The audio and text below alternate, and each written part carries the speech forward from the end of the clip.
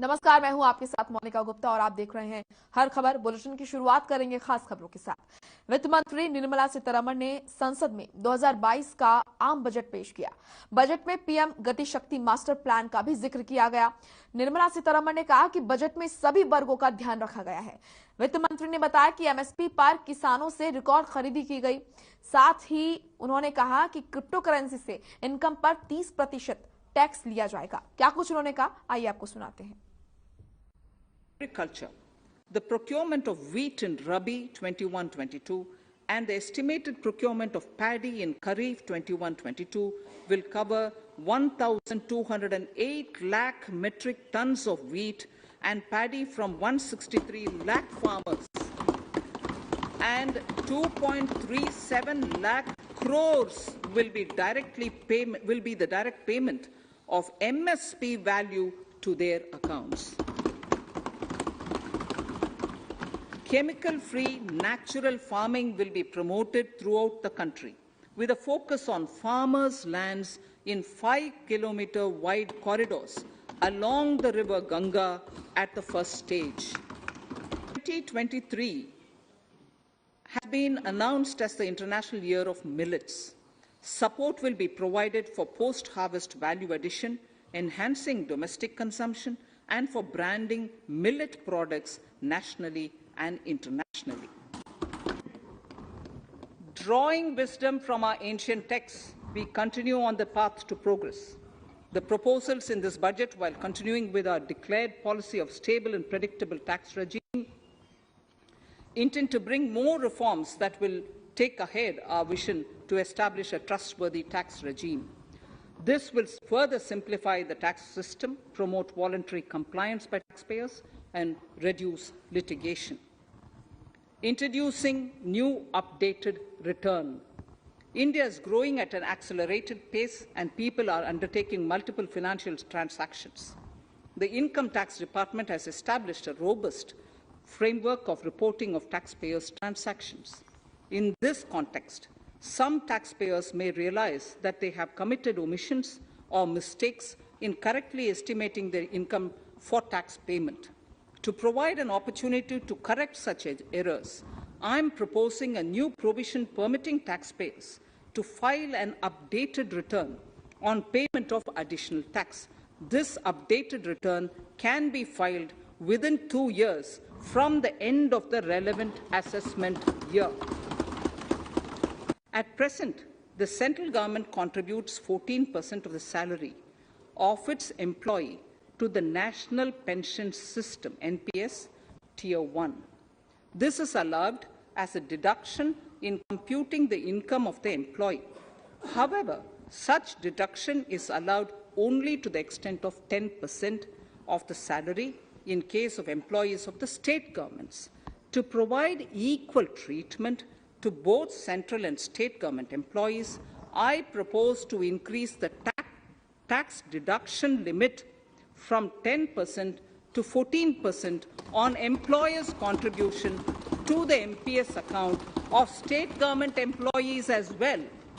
This would help in enhancing the social security benefits of the state government employees and bring them at par with central government employees.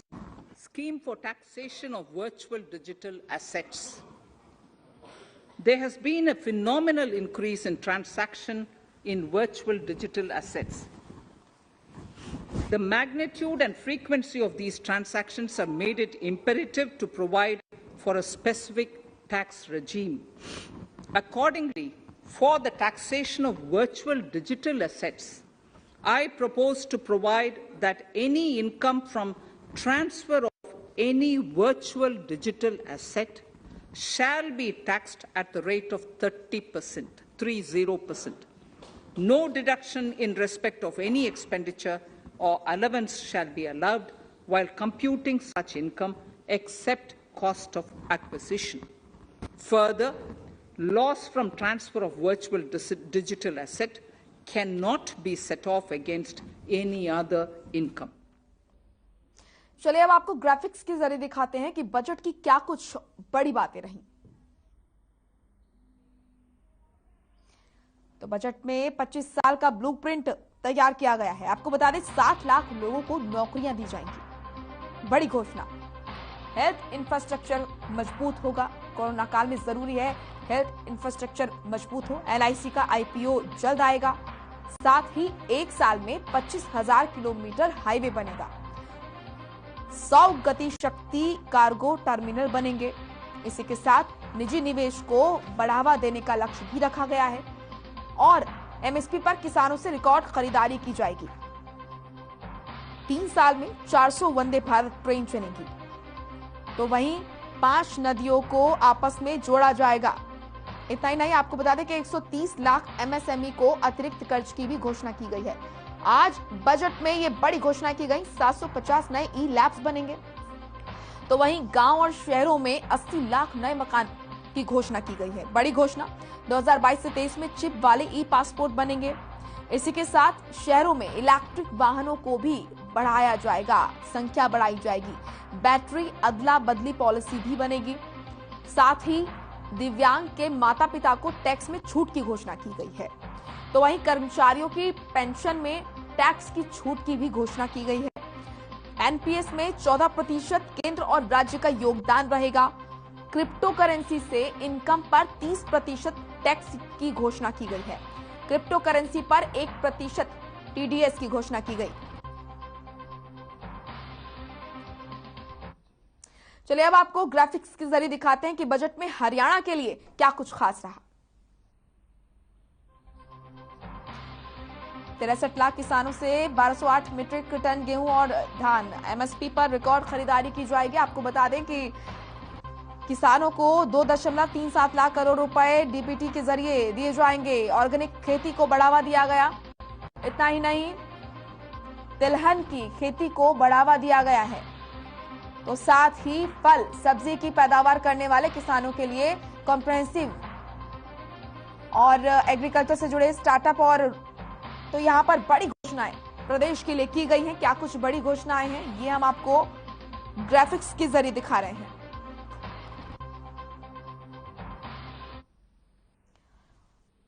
वहीं मुख्यमंत्री मनोहर लाल ने budget की सराहना करते हुए इसे हर वर्ग के हित का बजट बताया है। CM ने कहा है कि यह बजट सिर्फ 1 साल का नहीं बल्कि 25 साल का ब्लूप्रिंट है।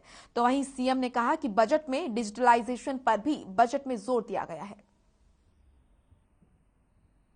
22-23 का जो बजट पेश हुआ है और मैं इसके लिए एक बहुत अच्छे बजट के लिए देश के प्रधानमंत्री श्री नरेंद्र मोदी जी और देश की वित्त मंत्री श्रीमती निर्मला सीतारमण जी को बहुत बहुत बधाई देता हूं, क्योंकि मुख्य रूप से जो इस बार का बजट है पहले के बजटों से एकदम कई मायनों में अलग ऐसा बनाया गया है। और ये केवल इस 1 वर्ष के बजट की बजाय मैं ऐसा मानता हूं, जैसा बताया गया कि आगे के 25 वर्ष तक एक विशेष दिशा तय करने के लिए और बहुत सी चीजें इसमें लागू की गई है।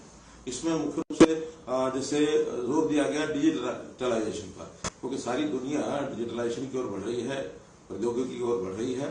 तो उसका प्रयोग और उसके लिए विभिन्न प्रकार के जो काम किए गए हैं वो बहुत बड़ी संख्या में वो सब किए गए हैं। इसमें किसानों की बात भी कही गई है, इसमें युवा विशेष करके रोजगार की बात ये भी कही गई है, शिक्षा की बात भी इसमें कही गई है और विशेष तौर पर स्वास्थ्य की दृष्टि से और कर्मचारियों का भी इसमें बहुत बड़ा एक ध्यान रखा गया है कि उनको खास करके NPS में न्यू पेंशन स्कीम जो है उसके अंदर उनकी कैसे ध्यान रखा जाए, आगे उनको पेंशन का जो स्कोप है वो बढ़े और सामाजिक सुरक्षा की तरफ वो बढ़ जाए।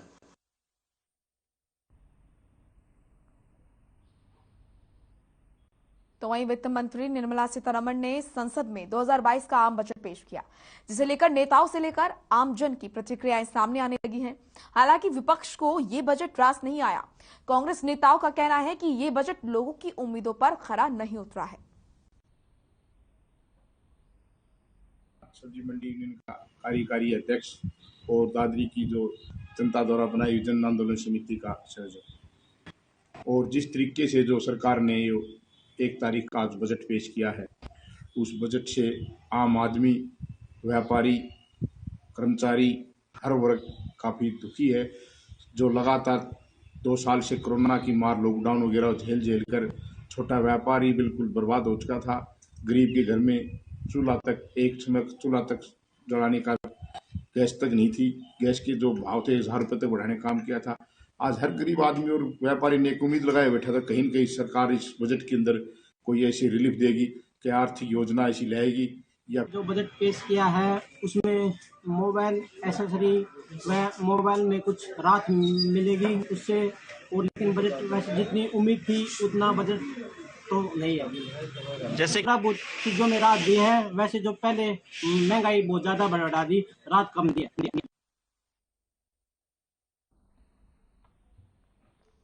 तो वहीं प्रदेश में कोरोना के मामलों में आई भारी गिरावट के बाद सरकार ने राज्य में स्कूलों को फिर से खोलने का फैसला किया है।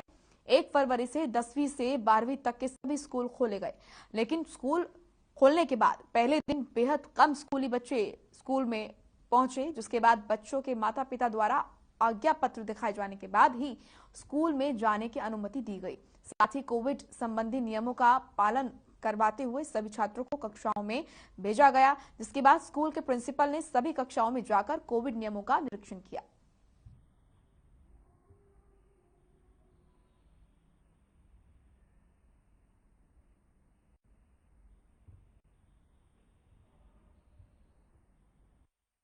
यही कि कई बार सर हमारे पास नेट रिचार्ज के लिए सर पैसे नहीं होते थे सर ये बातें ही होती सर, नेटवर्क प्रॉब्लम्स होती थी सर, कई बार ऑनलाइन हो नहीं पाता सर, काम अच्छी तरह समझ में नहीं आता था सर। वैक्सीनेशन का कैसे कब करा लिया था आप लोगों ने? सर वैक्सीनेशन हमने जनवरी में जब शुरू हुआ था सर, ये 3 तारीख को शुरू हुआ था सर, हमने करवा लिया सर उसी टाइम। उसमें जो 15 से 18 वर्ष तक के बच्चे थे जिनको वैक्सीनेशन हो गया है और जिनके पेरेंट्स ने उनको परमिशन दिया, उनको विद्यालय में बुलाया गया है। हमारे पास जिन बच्चों ने आना था उनकी संख्या लगभग 550 तक रहने की उम्मीद थी। सरकार ने ये घोषणा की है कि आधे विद्यार्थी ही वहां पर आएंगे, तो 550 में से लगभग 250-300 बच्चों के आने की उम्मीद थी, लेकिन ठंड के कारण और पेरेंट्स की परमिशन ना होने के कारण हमारे विद्यालय में लगभग 150 विद्यार्थी बैठे हुए हैं, जिसका अभी हमने निरीक्षण भी किया है।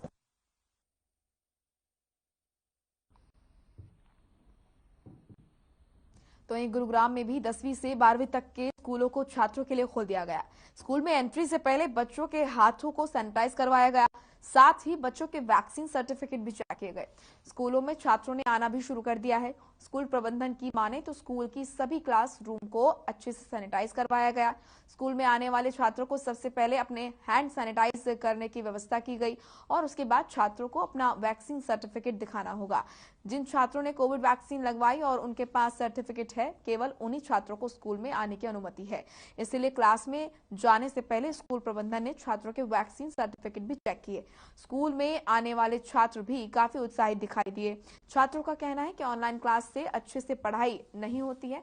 मोबाइल या इंटरनेट की कमी के चलते कई बार क्लासेस मिस भी हुई हैं, इसलिए ऑफलाइन क्लास ही सभी के हित में है।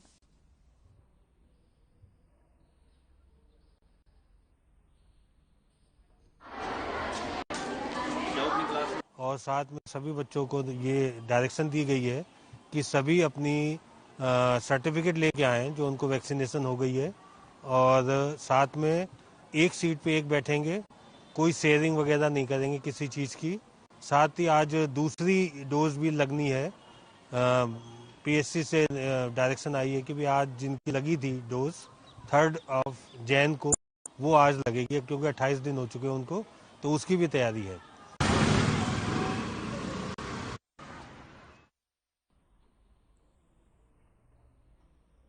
से नगद निकासी कर घर लौट रहे बुजुर्ग से तीन बदमाशों ने मंगलवार को दुधही के गोला बाजार के पास दिन दहाड़े 49,500 रुपए लूट लिए। पीड़ित के शोर मचाने के बाद लोगों के इकट्ठा होने से पहले ही तीनों बदमाश फरार हो गए। यहाँ पर विशुनपुरा थाने की पुलिस ने आलती के बाद यहाँ पर अगल बगल के सीसीटीवी कैमरे के बदौलत बदमाशों की पहचान बच्चों के दिन दहाड़े हुई लूट की घटना की जानकारी होते हुए लोगों में दहशत का माहौल है। घटना की जानकारी मिलते ही एसओ विशुनपुरा भी पुलिस फोर्स के साथ घटनास्थल पर पहुंचे।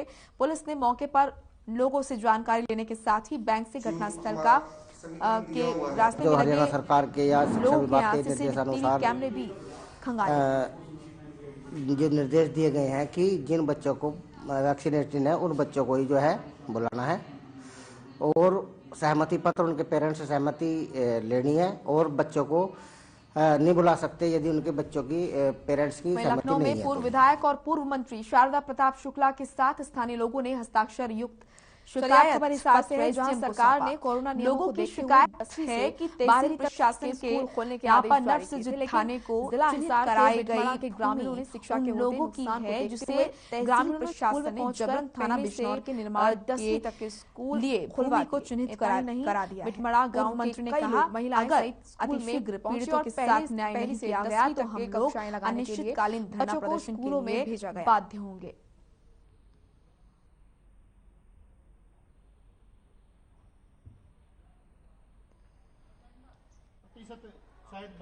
सबसे पहले तो आपका न्यूज चैनल देखने वाले सभी दर्शकों को राम राम। जैसा कि हमने एक सप्ताह पहले की बात है कि एसएमसी कमेटी के सदस्य थे, ग्राम के मौजूद आदमी थे, सरपंच थे, मेंबर थे। हमने उनकी अगुवाई में यहाँ एक पूरा गांव इकट्ठा किया था। उसमें हमने निर्णय लिया गया था कि भाई पहली क्लास से लेकर के +2 तक का जो स्कूल है क्लास है वो हम लगवाएंगे। तो स्कूल वाले बोल रहे थे, सर बोल रहे थे कि 10वीं 11वीं और 12वीं के स्कूल तो हम वैसे ही खोल रहे हैं 1 तारीख से। फिर हमने ये कहा कि हम पहली से लेकर के 9वीं क्लास तक भी हम हमारे बच्चों को स्कूल में देखना चाहते हैं, उनको शिक्षा दिलवाना चाहते हैं।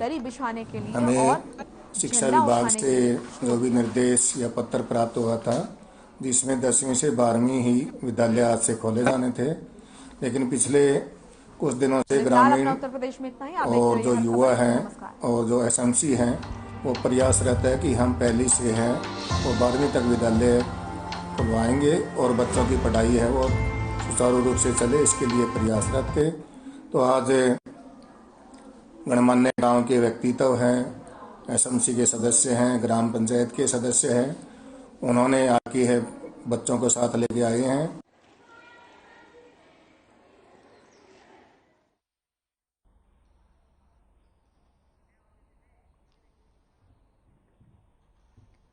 तो वहीं भिवानी में अपराधियों के हौसले चरम सीमा पर पहुंचे। गांव मिताठल में शराब के ठेके के पास कार सवार 3 युवकों ने ऑफिस के बाहर एक युवक को गोली मार दी। घटना के तुरंत बाद घायल को अस्पताल में भर्ती करवाया गया।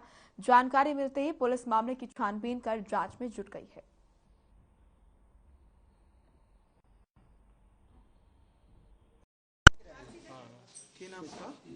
मामला जी कल फोन पे गाली गलौज हुई थी और ऑफिस पे 3 बंदे आए और आते विंडो से वार कर दिया और 2 गोली मार के एक फायर किया हवाई और फिर गाड़ी लेके फरार हो। थोड़ी देर में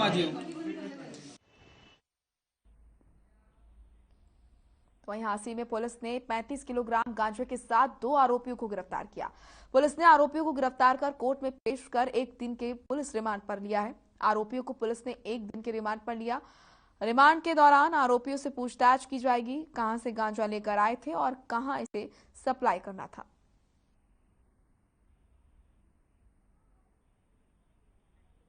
पुलिस की CIA 2 की टीम को देखो, ये पूरे प्रदेश में ही नशे के खिलाफ एक अभियान चलाया हुआ है, जिसके तहत हमारे को भी एक मुखबिरी मिली थी कल, जिसपे हमारे को पता चला था कि भी कुछ 2 बंदे मोटरसाइकिल पे कुछ नशा लेके आएंगे, जिसके तहत हमने भी एक चेकिंग अभियान चलाया था, जिसमें हमारी CIA 2 की जो टीम थी उसने अपने बरवाला रोड पे धर्मपुरा के पास नाका लगाया हुआ था। वहां पर जब चेकिंग कर रहे थे, चेकिंग के दौरान उन्होंने एक मोटरसाइकिल पे 2 बंदों को पकड़ा था। जब उनसे पूछताछ की गई, तलाशी ली गई, तो तलाशी के दौरान उनसे NDPS एक्ट का हमारे को 35 किलो गांजा मिला था। हांसी पुलिस ने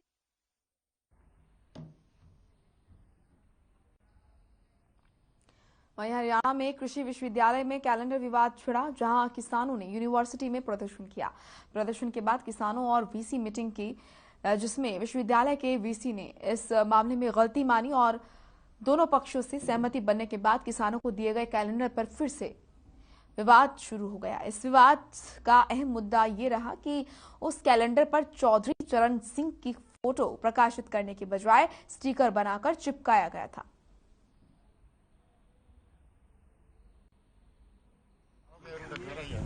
देखिए, अब तो मौके की बात यह है, एक हमें सुबह जो यहाँ सारे इकट्ठे हो गए थे और हमारे पास मैसेज गया वीसी साहब का, डॉक्टर आर्य हैं यहाँ, वो गए तो उन्होंने कहा कि भाई आप एक बार बात कर लो वीसी साहब से। हमने सभी ने आपस में बातचीत करके, सभी संगठनों के हमारे साथी खड़े हैं यहाँ पर, बातचीत की तो सभी बोले भाई अगर बात करने पर कोई बात सीध में आती है तो ठीक है, नहीं तो हम आंदोलन के तैयार हैं।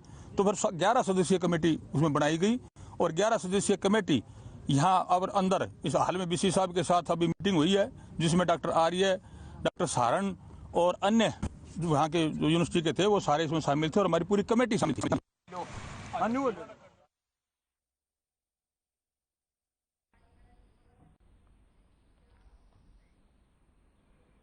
तो वहीं धर्मनगरी में चोरों के हौसले बुलंद हैं। पीपली कस्बे में दुकान के बाहर रखे लाखों के सरिया पर चोरों ने हाथ साफ कर दिया। पुलिस अधीक्षक के आदेश अनुसार अपराध शाखा और अन्य टीमें काम कर रही हैं। जल्दी चोरों को गिरफ्तार कर मामले को सुलझा लिया जाएगा।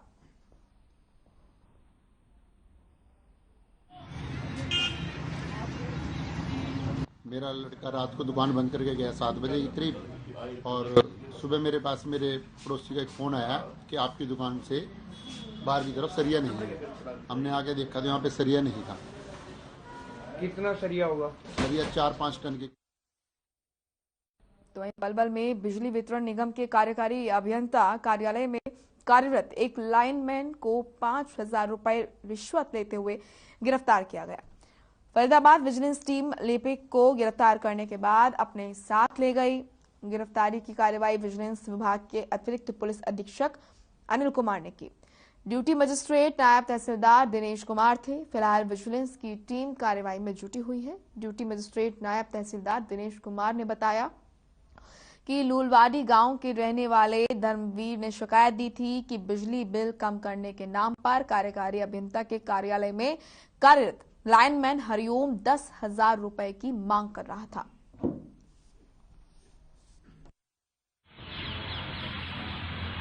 उन्होंने कोई धर्मवीर है लुड़वाड़ी का जी, उससे कोई मीटर का चक्कर है, उससे पैसे मांगे हैं। अपने विजिलेंस स्टाफ के पास रिकॉर्डिंग भी है उनकी। वो विजिलेंस ऑफिस में शिकायत के लिए पहुंचा धर्मवीर। हमें ड्यूटी में स्टेटमेंट किया गया इस बारे में। हम उनके ऑफिस में गए बिजली बोर्ड में हमारा एक दबा था, उन्होंने देखा है और फिर हमारे सामने ही उनकी जेब से 5,000 रुपये बरामद।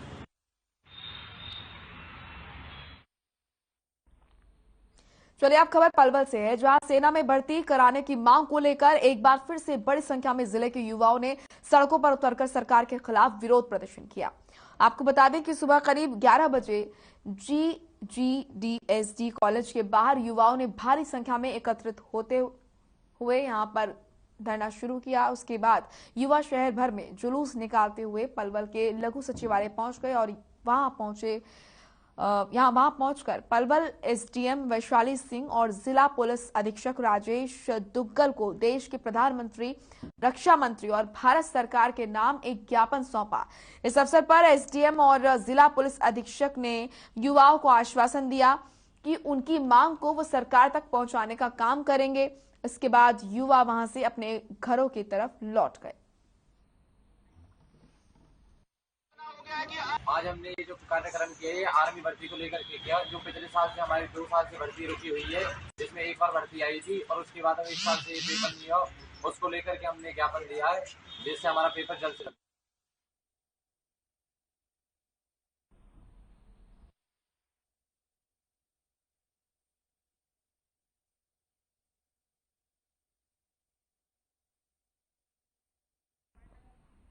चलिए फिलहाल इस बुलेटिन में इतना ही। आप देखते रहिए हर खबर। नमस्कार।